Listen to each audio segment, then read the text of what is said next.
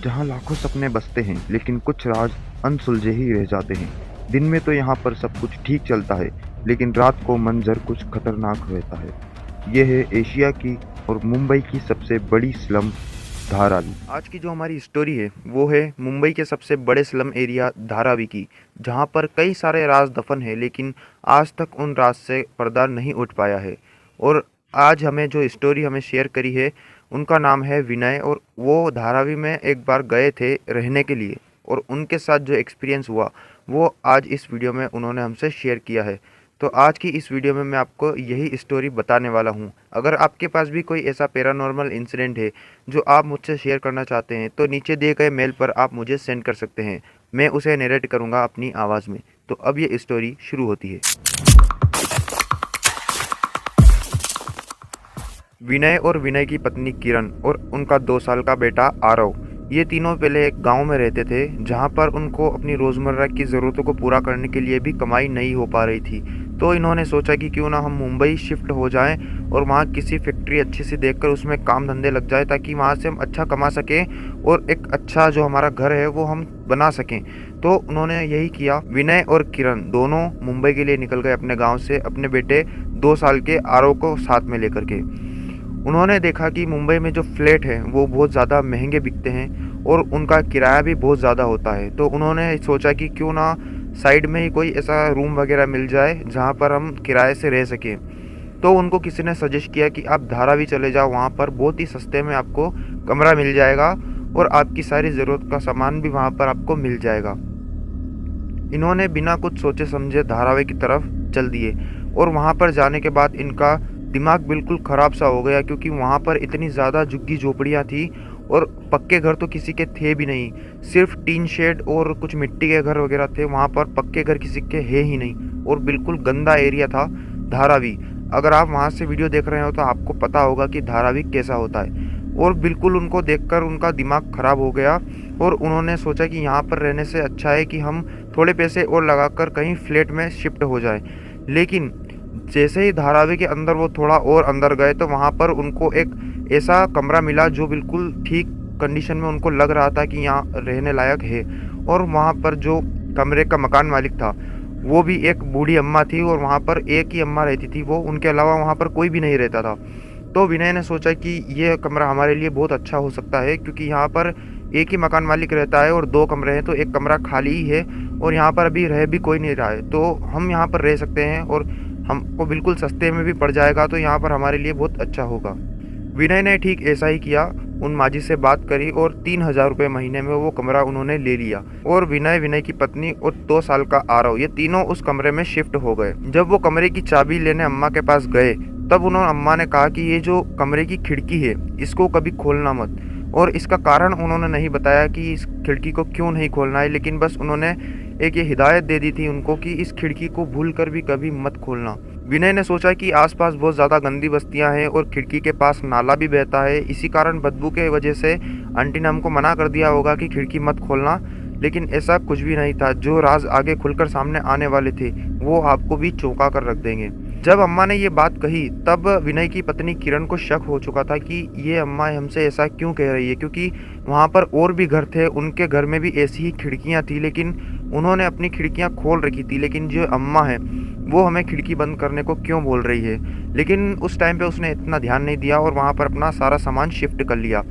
जब रात को विनय और विनय की पत्नी दोनों सोने के लिए कमरे में गए तब वहाँ पर उनको पहली ही रात एहसास हो चुका था कि यह कमरा हमने लेकर के बहुत बड़ी गलती कर दी है। क्योंकि जो खिड़की के पास उन्होंने देखा उनके होश उड़ गए, क्योंकि उनसे गलती से वो खिड़की खुली रह गई थी और वहाँ पर किसी की परछाई उन्हें दिखाई दी। लेकिन खिड़की के उस पार तो नाला था और नाले के ऊपर कोई खड़ा भी नहीं हो सकता था, तो वहाँ पर किसी के होने का तो सवाल ही पैदा नहीं होता है। लेकिन जब विनय ने हिम्मत करके उस खिड़की की तरफ देखा तो वहाँ पर उसे कोई भी नज़र नहीं आया। तो विनय और किरण को लगा कि ये हमारा वहम हो सकता है, नया नया घर है इसलिए हमको ऐसा लग सकता है। तो वो बिल्कुल चुपचाप सो गए और उन्होंने इस पर ध्यान नहीं दिया। अगली सुबह जब उन्होंने अम्मा से ये बात कही कि हमने गलती से खिड़की खुली रख दी थी और वहाँ पर हमें कुछ परछाई देखने को मिली है, तो अम्मा उनके ऊपर ही उल्टा चिल्ला पड़ी, क्योंकि उन्होंने साफ कह दिया था कि इस खिड़की को कभी मत खोलना, और जब भी तुमने इस खिड़कियों को खोलोगे तो तुम्हें ऐसी ही चीज़ें एहसास होगी और ऐसी ही चीज़ें महसूस होगी। एक बार की बात है जब विनय काम पर गया था और किरण अपने घर पर अकेली थी अपने बेटे आरव के साथ। और तभी उसको कुछ ऐसा एहसास होता है जैसे कि उसकी खिड़की के पास में कोई खड़ा हुआ है और उसको फुसफुसा कर उसी का नाम पुकार रहा है और उसको अपनी तरफ बुला रहा है। और थोड़ी ही देर में जो आरव था उसका भी शरीर बहुत ज़्यादा तपने लग गया था, उसको बहुत तेज़ बुखार हो चुका था। और किरण ने विनय को फ़ोन लगाकर बुला लिया था कि जो सिचुएशन है वो ज़्यादा क्रिटिकल ना हो जाए। और विनय और किरण दोनों ही आरव को लेकर के अस्पताल गए और वहाँ पर उसको मामूली बुखार बताया गया और बिल्कुल चिंता करने की बात नहीं है। और जैसे ही विनय और किरण आरव को घर पर लेकर आए तो आरव बिल्कुल ठीक हो चुका था और अचानक ऐसा कैसे हो गया इनको कुछ समझ में नहीं आ रहा था। और विनय अपने काम पर वापस चला गया और किरण वापस घर में अकेली पड़ गई।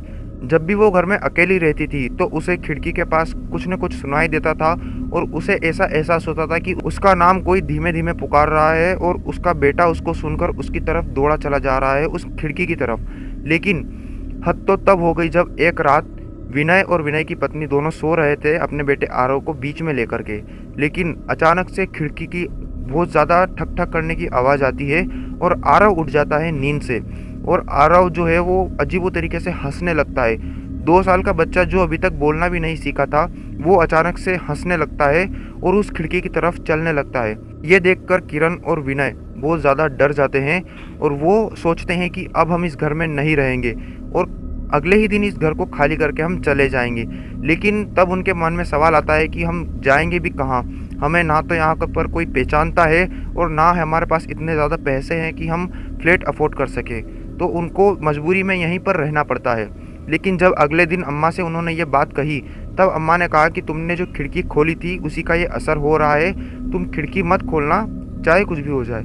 फिर भी विनय को कुछ समझ में नहीं आता है और विनय अपने पड़ोसी से पूछता है जो उनके पड़ोस में रहते हैं। विनय उनसे पूछता है कि इस कमरे का क्या राज है, आप मुझे बताइए, क्योंकि ये जो अम्मा है ये हमें कभी भी नहीं बता रही हैं और हम जब पूछते हैं तो ये हमको ऐसे ही टाल देती है बातों को और हमें कुछ भी नहीं बताती है।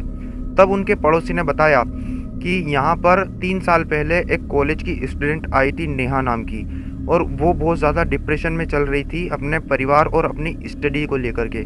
और जब वो ज़्यादा परेशान हो गई तो उसने इस खिड़की से कूद गई और इस नाले में अपनी जान दे दी, क्योंकि जो नाला था वो खिड़की से लगभग 10 से 12 फुट ऊपर था।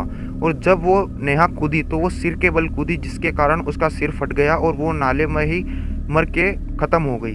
तो जब ये विनय ने बात सुनी तो उसको बहुत ज़्यादा बुरा लगा। लेकिन मौत का खेल तो अभी बाकी था, क्योंकि एक रात की बात है जब आरव और किरण दोनों सो रहे थे और विनय लेट काम से आया था घर पर और वो भी अपना खाना खा करके चुपचाप सो गया था। लेकिन रात को ठीक 2 बजे के लगभग उस खिड़की में से अचानक से ज़ोर ज़ोर से ठोकने की आवाज़ आने लगती है और किसी औरत के हंसने की आवाज़ आने लगती है जैसे कोई धीमे धीमे हंस रहा हो। और आरव जो कि बोल भी नहीं सकता था वो अचानक से बोलता है कि वो मुझे बुला रही है, मैं उनके पास जा रहा हूँ, आंटी मुझे बुला रही है, मैं उनके पास जा रहा हूँ। और ये देखकर किरण और विनय बहुत ज़्यादा हैरान हो गए, क्योंकि जो आरव कभी बोल नहीं सकता था वो अचानक से ये ऐसा स्टेटमेंट निकाल देता है जिससे वो बहुत ज़्यादा डर जाते हैं। और अगली ही सुबह वो इस कमरे को खाली करने का सोच लेते हैं और जो विनय था वो रात को उसी टाइम पे उठ करके उसने उस खिड़की को बंद किया और वो सब आवाज़ें आना बंद हो गई और उसके बाद आरव भी चुपचाप सो गया। जब सुबह हुई तब उन्होंने अम्मा को बताया कि यहाँ पर ऐसा सब कुछ हो रहा है, यहाँ पर हम नहीं रह सकते, हम वापस हमारे गांव जा रहे हैं। और विनय जो है उन अम्मा को 3000 रुपये एडवांस में दिए थे वो उनके पास ही छोड़ करके सारा सामान पैक करके गांव आ गया है। और फिर विनय ने उन पड़ोसी से बात करी कि यहाँ पर हमारे जाने के बाद क्या हुआ था। तब पड़ोसी ने उनको बताया कि आपके जाने के 15 दिन बाद एक लड़का आया था जो कि कॉलेज का ही स्टूडेंट था और वो अचानक से गायब हो गया न जानो कहाँ पर। और जब भी वो आया था तब उससे पहले वो पागलों जैसी हरकतें कर रहा था उस रूम में रहने के बाद, लेकिन अचानक से वो कहाँ गायब हो गया किसी को कुछ पता नहीं चला। तो फ्रेंड्स ये थी आज की स्टोरी। अगर आपके पास भी कोई ऐसा पैरानॉर्मल इंसिडेंट है जो आप हमसे शेयर करना चाहते हैं तो नीचे दिए गए मेल पर आप मुझे सेंड कर सकते हैं, मैं उसे नरेट करूँगा अपनी आवाज़ में। तब तक के लिए stay tune with the channel. Thank you.